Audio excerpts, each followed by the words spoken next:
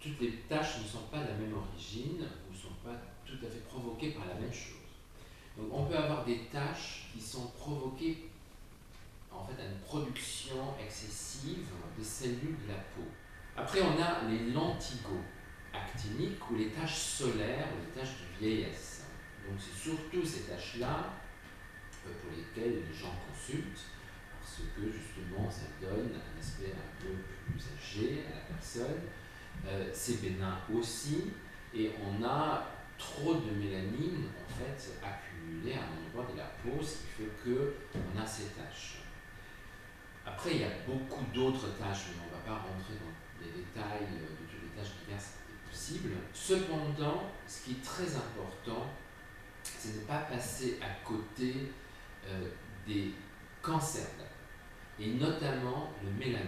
Donc le mélanome, en effet, c'est aussi une tache initialement qui ressemble à une tache solaire, mais qui a malheureusement des caractéristiques beaucoup plus embêtantes parce que ce sont des cancers agressifs et bien sûr le traitement n'est pas pareil que pour une tache solaire. Ça montre bien que la peau n'est plus capable de réparer les dégâts qui sont induits par le soleil.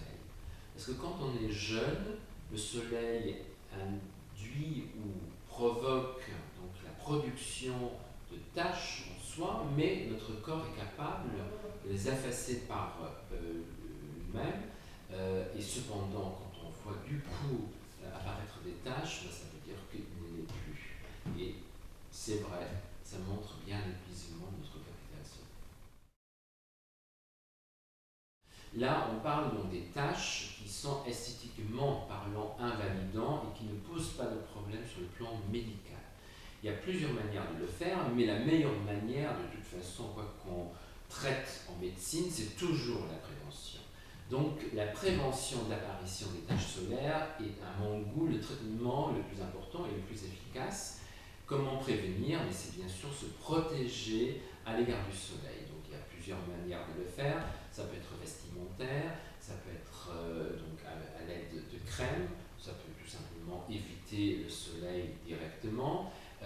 Tout ça donc peut contribuer à prévenir l'apparition de taches, même si ce n'est pas forcément suffisant. Cependant, bien sûr, pour ceux qui ont des taches, comment on peut les traiter?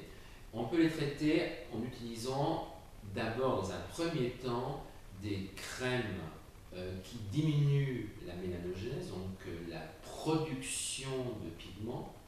Ça marche très bien sur tout ce qui est superficiel. Par contre, ça marche moyennement sur la composante donc, du pigment qui se trouve plus profondément au niveau du derme, plus profondément au niveau de la peau. Si on peut utiliser bien sûr des procédés plus invasifs, on peut brûler avec un peu d'azote liquide de façon très superficielle. Après, on peut utiliser aussi des lasers pigmentaires, donc il y en a plusieurs qui sont possibles, envisageables.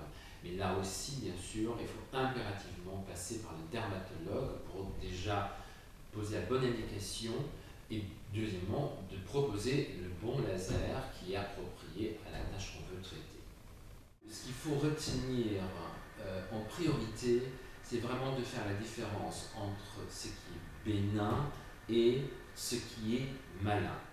La deuxième chose qu'il faut aussi intégrer, c'est que, en gros, la protection solaire via des écrans solaires, vestimentaires ou autres, ne se résume pas ou se limite pas à la protection qu'on applique quand on part en vacances, mais aussi quand on sort de chez soi en traversant tout simplement la rue ou en restant dehors parce qu'on se balade, on se promène quelque part pendant quelques heures